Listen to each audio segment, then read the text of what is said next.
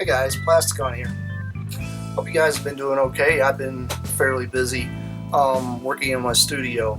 That's why it's kind of just in there. Possibly, yes, I'm zoomed in. That explains a lot. Anyhow, just wanted to give you guys a bit of a recap on a lot of things that's been going on. I have been very busy lately. I did just get a couple reviews out, got my toy haul out. I'm going to try to get a little bit more content out, but I'm currently right now working on a large project. Being a filmmaker, I'm noticing this kind of trend going on in the YouTube community. A lot of you guys out there probably don't subscribe to me, mainly because I don't do what everybody else does. I don't go out and dump the ridiculous amount of money on third-party toys. I don't go out and dump out the money on a ton of new toys, mainly because I have collected almost everything I'm going to collect. I have been buying just little bitty just teeny tiny things that are filling in the small holes that I'm missing within my collection. But I'm not really going to be out there buying anything new. So the big thing is to stay unique. If you guys don't know this, I am a major film buff. I love film.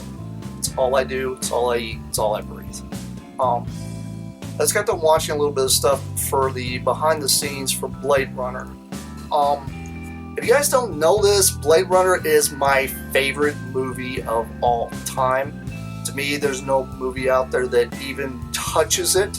I don't care what anybody says. There's some people out there hate that movie. Some people out there don't get that movie.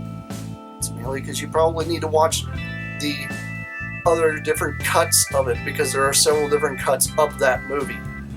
Reason being is the thing went through a lot of hands during the whole editing process, because Ridley Scott wasn't really that happy with the cut that they were trying to push.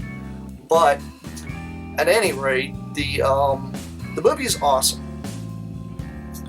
But the big thing I take from that movie, I take from that entire storyline, is the fact that you don't want to be what's called a replicant.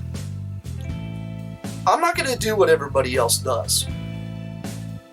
It's mainly because that's not who I am. I'm a filmmaker at heart. I'm not in this to buy a bunch of toys for you guys to watch me review a bunch of toys. I'm in this to try to do something with my film skills. I'm going to be working with what I have, and I'm probably not going to be getting very much more here as of lately. Yes, I know I just got done getting in a crazy Millennium Falcon. Yes, I know I got to complete that. That's going to be in the works. It's not going to happen overnight. Reviews are reviews, but I'm wanting to take this to a much higher level. Storytelling is what I primarily like to do. I do like making movies and stuff that actually have a story behind them, but when all I do is shoot news, I'm shooting the news. It's live stuff, it's real stuff, it's things that happen every day. But being more of a film type of person, I really do try to play around with the other stuff like science fiction and short films, things like that. It's kind of, the one thing I love about film is the fact that it's a medium that you get to play with. It's your choice when you edit and you put it out there. Being a solo, independent filmmaker, it's very difficult. Most people don't understand how much production goes behind some of these things. I have done my life as a filmmaker video. It's about 35-40 minutes long. It's on my YouTube. You can search my archives, because I'm not putting up annotations and stuff. I don't have the time to do that. I'm sorry. I just don't.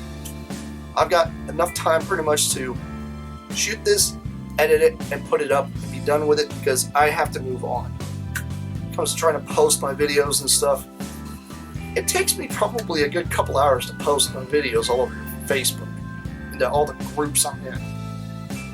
It's not easy. A lot of folks out there have been wondering why I don't have so many subscribers.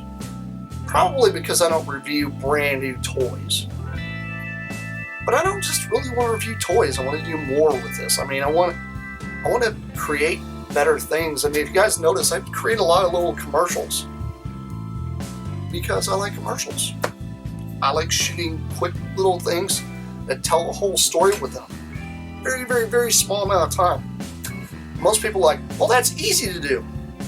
Have you ever tried to cram 100 shots into 30 seconds? Most people's never done that, and that's exactly what it's like making a commercial. You've got to cram as much information as you possibly can, and you have to trim out the stuff that nobody cares about and put it together and make it so that way it's appealing to folks. That's how you shoot a commercial. It's not easy. It's just not. Most people think it's simple. Try it yourself. Now, there are different ways of doing commercials, but I'm not really going to get into the details of all that.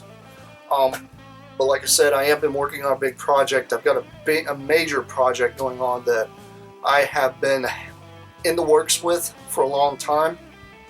Some folks in the community know what I'm talking about, and some have no clue. And why? It's a hush-hush. This project's been taking me a while to do. It's one of those things that it's going to take a bit for me to actually get every single solitary thing together, and then the editing and all this. So you probably won't see this until probably spring, whenever you actually get to see the very first episode of this. It's primarily because I want it to be good when I release it. I want everything to be brushed up and nice and pretty, because when I start releasing these, I'm not going to just shoot one episode this whole time. You guys know anything about the film business, we shoot things in threes. That's why you see a lot of movies coming out. There's three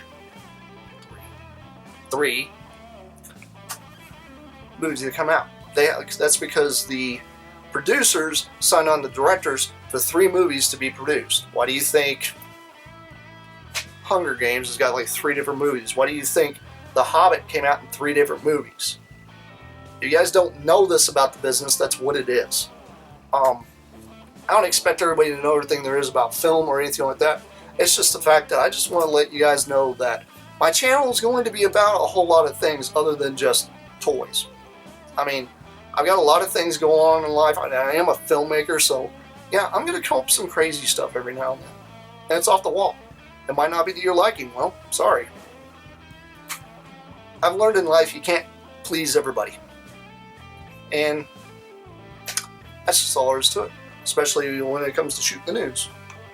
Because I shoot the news quite often, and it's something I do, it's something I enjoy, but there are times that things don't work out. There are times that it ticks somebody off. There's times that blah, blah, blah. You hit the speed bump and you go over it and keep going. That's what separates a professional from an amateur. A lot of people out there think, oh, well, you just shoot little amateur things, blah, blah, blah. I shoot amateur stuff on my own time because that's me, only me, nobody else's input, and that's my own time to play. When I go shoot it professional, I have to have many eyes look at it before I release it. Especially if you're shooting something live, because I've done this before too. And there's a lot of people out there that think, oh, live stream. Yeah, live streaming is not easy to do, especially when it comes to real world events. It's completely different. Different ball game. It's not like your friends sitting around doing your little Google Hangout or whatever. It's not how it works. It's completely different. And yes, we do use stuff like XSplit, things like that. Why? Because the professional world uses these kind of things. These things were developed by the professionals to be used. There are kids out there who use it just to play a video game, but that's not what we're streaming. We're streaming live current events. So that's what we primarily try to do. This is kind of my pseudo small studio that I'm in. It's pretty much like the back half of my my condo. So I got like one room here that I've pretty much set up for a studio for me to shoot stuff. So I do have a lot going on, like I said. A lot of you guys out there probably don't know when it comes to filmmaking how much time has to go into something. When I shoot a toy review, I don't normally get it done in one day. Sometimes it'll take me a couple days. The editing is usually the part that takes, I would say it takes just as long for me to edit as it does really to shoot it sometimes. Like my last two I did, I could have done some quick little speed ups of the transformations with some music, but I chose not to that time because, you know, I do that a lot. I try to break it up. I don't want everybody to go and watch my video and it be just like the other video, and just like the other video, and just like the other video. Evangelist has got a different way he shoots stuff, and I love the way he shoots things. That's why I'm not trying to duplicate what he does. Because he's got his own style, and everybody's got to develop their own style. Piog, he just has a quick little intro and fumbles through the entire toy, tells you everything, and at the end, go buy it, and he doesn't even have an outro. TJ Omega, as much as so many people out there don't like him, he's doing pretty good. But the thing is he's got billions of toys. I don't have that. So I have to come up with a little different way of doing things. He isn't shooting commercials either. He's shooting his own little whatever. And my whole thing is, I would much rather folks out there enjoy what I'm putting out just because of the type of content I got. I thought about doing the whole Let's Play thing and the gaming and things like that. I did it one time, and I think that video's only gotten maybe 37 views. Nobody cares. Yes, I was playing World of Warcraft. I'm not going to sit there and play tons of different games. I don't have the money and I don't have the time. That's primarily what a lot of it is. I would much rather put my hands on something, film it, put it together and do a lot of editing and make something good than something that's kind of in between.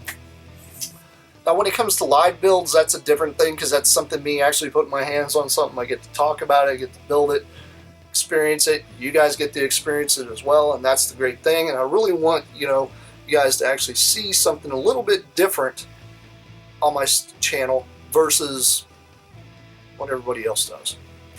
Evangelist does do live builds, but he doesn't do them quite the way I do because he doesn't have some of the setup I've got. I know he does show like he shares like a chat window, which I can probably do as well with the programs I have.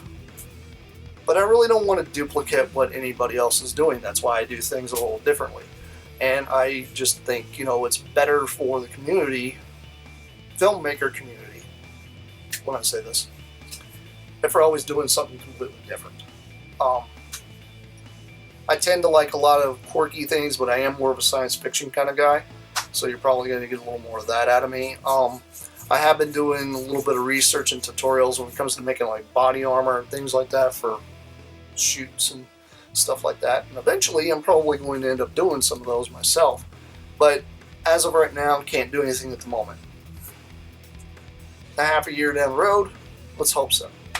I'd like to be able to get a little bit of maybe a couple of action movie shots, something like that, in between dead time that I get. I don't get a lot of dead time either.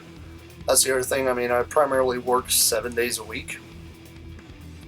And that's kind of hard to fit making a movie here and there in between a work schedule, in between doing other stuff. I mean, I do have a very busy life, although I'm living single. Still a busy life. It's even more I found that life becomes busier whenever you are single because everybody's like, oh, you got all the time in the world to go do stuff, so they bombard you. That's what normally happens. That's why normally I have to shoot this stuff late at night. Primarily been trying to shoot stuff about around 7, 8 o'clock at night, so I'm not trying to do this at 3 a.m. I did get a few little shots in today with the one episode that I'm working on, but it's going to be a little bit before everything's completely refined, especially when I go and shoot something. Sometimes I'll shoot something and I won't even use it. There's been times I've shot stuff like that before and it just didn't fit when I tried to throw it in, or just made something too long, or you get the point, you know what I mean? So that's primarily a lot of it when it comes to my whole videoing and filmmaking and stuff like that. And it's kind of hard to say filmmaking nowadays because filmmaking is something you use film with, which most of us nowadays are using digital that are filmmakers because we can't afford the Area Alexa with the crap ton of freaking film to put in it on top of getting it developed. You guys have no idea how much money goes into that. It's a stupid amount of money. It's really expensive. I mean, just the body for Area Alexa, if you're lucky, $25,000. How about you? That's not chump change. There are a lot of guys out there who've been shooting on black magics and stuff. Go price those cameras. You'll see how much money goes into them. And why a lot of us now are just kind of reverting to little smaller Sony Handycams and DSLRs because they're cheaper, easier to get a hold of, and it allows us to be able to play with the medium and not feel like we're going to break something. Especially if you got a red you're trying to shoot on and you're handling the camera and you trip over something and you fall and it breaks it. It's a lot of money to be out of. But that's the main big things. Now I do have audio equipment, stuff like that. I've got it all. I've even got a green screen over here. I can pull in the frame here for a second. It's kind of sitting on its own little stand. But yeah, that's the word just bumped. Anyway, I do have a lot of stuff that I'm going to be trying to do here in the future. I do want to try to break away from doing just the standard stuff that everybody else does. Game news is game news. Too many people are doing it. And if I was to go out and buy every new Transformer there is, I'm sorry, I'm not going to compete with Vangelis, Peon, TJ Duckett. Should I go on? There's a ton of guys out there already get Ben's Collectibles gets stuff before most people. You can't compete with guys like that. You just can't. I don't care how much money you got. For you to be able to get the exclusive, the first person to buy it, good luck. That's all I gotta say. Good luck. Because there's too many people out there doing it right now. And I'm not gonna do it. I'm not gonna dump the money. $500 for a toy that essentially will only cost you about $150 at retail in America? It's not worth it. $500 for a freaking gigantic combining robot that I'm going to review once, stick it on a shelf and be like, collecting dust, time to sell it. I'm not a fan of it and I won't do it. It's just primarily because it's just a waste of money to me. I could be taking the money and putting it into other resources. Because I got better things to do other than just review third-party toys. Now, it has nothing against third-party toys. I happen to have owned some, and I like third-party. But I'm not going to dump the money on a bunch of new ones. It's very little of the third-party universe right now I want anyway. And primarily, there's only two I can think of, and that's that the green version of Scoria that came out, which is a masterpiece, Slag, and then that Fans Project Breakdown that I didn't buy. I probably should have, but I haven't. Those would be the only two I'd want. Why? Because it's Generation 2 and it's all I really collect. And so, honestly, it is the only thing I really collect anymore. I don't even touch any of the other lines. I have no desire. I had almost all of them. I got rid of them all, and guess what? I didn't get much at all out of it. A lot of you guys out there, I could have got $20,000 for that. What? No. I was lucky if I made about $2,000 off of what I sold. I had some people stiff me too. And you know what? I don't care. What's happened in the past happens in the past. Guess what? Don't care. It's just been one of those kind of rocky roads and just one of those kind of things. Now this is kind of a new thing here for me to ring in the new year because I'm going to be trying to do some videoing and stuff like that. I'm going to be trying to do some tips and hints and such when it comes to actually filmmaking because I want to kind of dabble a little bit into that. I do know there's 5 billion other resources out there you guys can go check out that do filmmaking. I don't always have to be the same one, but I might have something that you guys probably don't know about. Or some of you guys don't want to listen to somebody else, you'd rather listen to me because I'm honest. And that's the big thing. I tried to do my best. I started out shooting movies on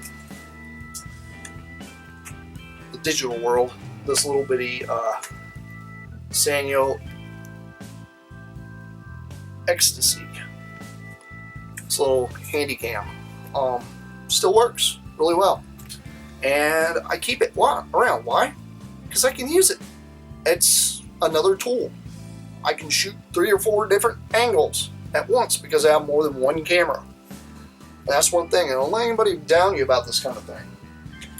The guys out there, they'll go out and buy a brand new cell phone, right? Buy a brand new cell phone. Cool. What'd you do with the old one? Well, I traded it in, but why'd you trade it in? Was it paid for? If it was paid for, why'd you trade it in? I've got 3 other cell phones sitting in a drawer. All I gotta do is charge them, set them up, use them for cameras. For a different type of feel. Now, that's something a lot of people don't understand. Different cameras are going to give you different types of feels. Now, I tend to try to throw film grain on stuff, things like that, because I like the film feel. I don't like the whole, it's got to be clear 4K crap. 4K crap's great if you're an editor, if you're making movies. 4K televisions, yeah, that's great. You're really not looking at 4K. Because everybody knows that they went to the movie theater and they saw The Hobbit in 4K. 90% of them hated it because it made them sick. Tell you why. It brings out too much detail. That's why 90% of your movies are not in 4K. Because your brain and your eyes can't comprehend it. It is a scientific fact. It's biology. It's not saying you're stupid. It's saying that this and this can't comprehend the images coming into your brain. Why? Because your eyes act like a camera. Why do you think cameras were developed? How do you think a camera was developed? Because somebody studied the eye. And that's how they made a camera. A little bit of knowledge there for you guys out there that don't even know this. So when you go out and buy 4K TV, that's great. When your brain can finally comprehend 4K, you might not have a headache. 3D, don't even get me started on that. My eyesight's not the best in the world, but I can tell you this right now. 3D still gives me a headache. It gave me a headache when I was a kid, it gives me a headache now. It's a gimmick and it will never go away. It's one of those things, oh, I'm going to wear goggles and glasses or whatever. They've been trying to do that crap since the freaking 30s, guys. So I think it'd go out there. So I think it went into the 20s. Back when movies first came out, everybody dreamed for them to be in color and dreamed for them to be in 3D when they first developed. So do a little bit of a film research before you start judging all this equipment and stuff that's coming out. It's the same garbage they were trying to feed us in the 80s and the 70s and the 60s. The 50s was big because you had the different colored eyes. And don't get me started on that. But it's just one of those things that if you want stuff that's going to be usable to make your movies, yes, a 4K monitor is great to edit on because it will allow you to be able to blow up your image to the highest possible resolution, especially if you shoot it in RAW. Now, if you don't know what RAW is, go look that up. Because I'm not going to sit here and try to tell you every acronym there is. RAW is basically the best image quality you can possibly get out of anything. I found that, 90% of your movies you're going to put on YouTube, there's no point in shooting in RAW. Why? Because it gets bumped down to I think it's 1080p or something like that. I forget what it actually bumps it down. Oh, some of it's even worse quality than that. And the thing is, you really can't tell the quality because there's been times I've seen some really beautiful footage put on YouTube, and you can tell that it was probably decompressed down just a little bit, but not enough to really turn you off. I mean, that's one big thing I've noticed. But I did just want to give you guys a bit of a shout out on all this kind of thing, let you know what's going on. I don't want to bore you guys with any more details. I'll get into more of this film stuff later because that is what I'm all about.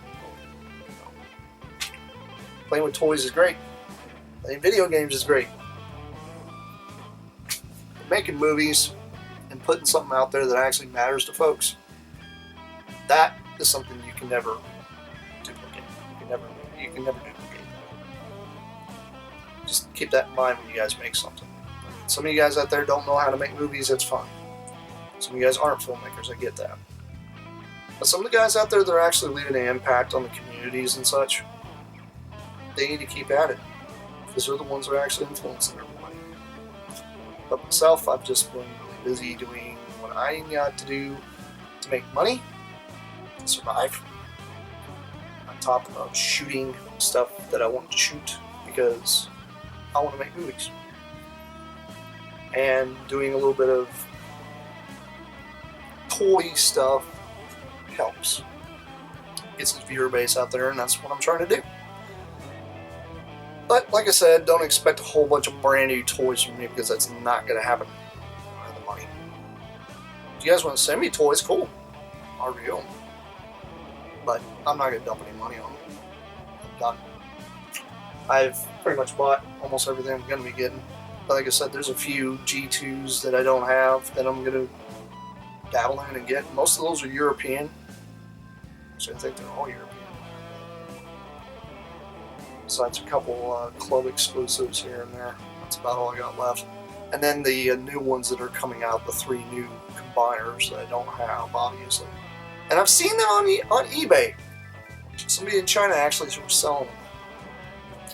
So, it won't be long. They'll be in the market and then we'll be able to buy them. I'm not buying an unboxed version and just get the bots. I don't want that. I want the whole enchilada when I buy those. Because I want the artwork. Artwork looks great. Bit of a fanboy, that kind of thing. Sorry, it's the only thing I'm obsessed with G2. Can't help it. People out there who probably don't like G2. Well, I don't care. So, that's all there's to it. I mean, I got a lot of G1 stuff I reviewed in the past, and I got Machine Wars that I reluctantly got rid of. Same thing with my GoBots. I'm really kicking myself on that one. But, to be honest, I think I'm better off not having all that because it allows me to focus my efforts more into making stuff that actually matters. And I'm not, weighed down with all this stuff that I don't know what to do with and have crates upon crates of crap. I mean, you guys would have laughed if you would have saw how I had to drive up here 17 hours in my car. Mega Toy Fan knows because I stopped by his house. He saw my car. Probably wasn't the safest thing for me to do. But I did sell it all and I got rid of it, thank God. A lot of guys were like, oh my God, you got rid of this? Yes, I did. Grandis. Bye-bye. Just taste down a DAG base and repaint his freaking G2 and call it good. It's cheaper anyway. It's just one of those things. I'm not going to get into the whole toy collecting rant. All I'm saying is expect more film-ish kind of things coming from me, especially, I mean, there might be a day I'll just break out the camera and I'll just teach you about lighting. I'll probably break out a day and just teach you about a camera. Teach you about sound. Teach you about little different things. Maybe a program here or there. Stuff like that. I just want you guys primarily to understand that I'm not going to be putting out just toy content. And I know, and thank you for the guys out there that's actually been complimenting me on my videos. Thank you so much. You have no idea what that means. Most people have no idea. I mean, I'm a filmmaker and that's what I am, that's what I do. And yes, I want more subs. I even tried a giveaway thing and that didn't even work. So, that all went out the window.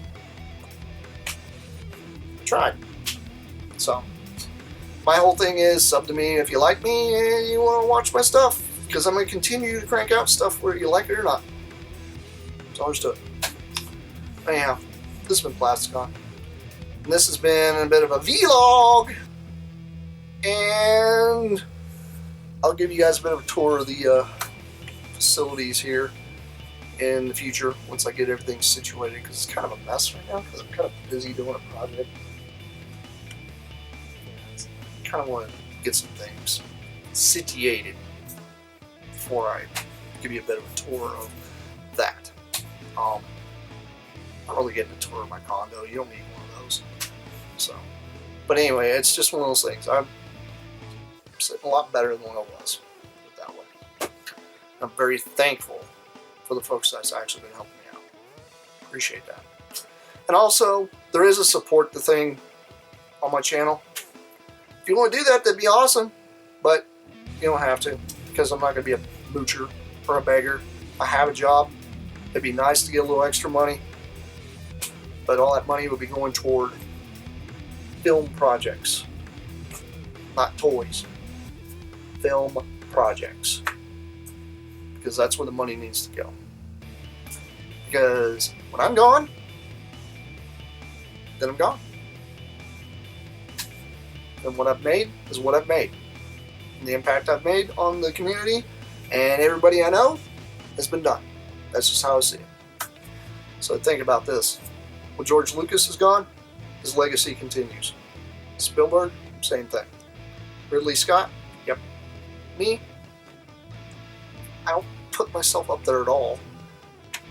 I just know for a fact that there's a lot of YouTubers out there that's passed, that's gone. You won't ever see their content again because they died. So, well, you'll see new content. You'll see their content still, but hey, it happens. And the big thing is that it'll leave a positive impact on people, so that way when you're gone, they remember you in a positive way. Anyhow, this has been Plasticon.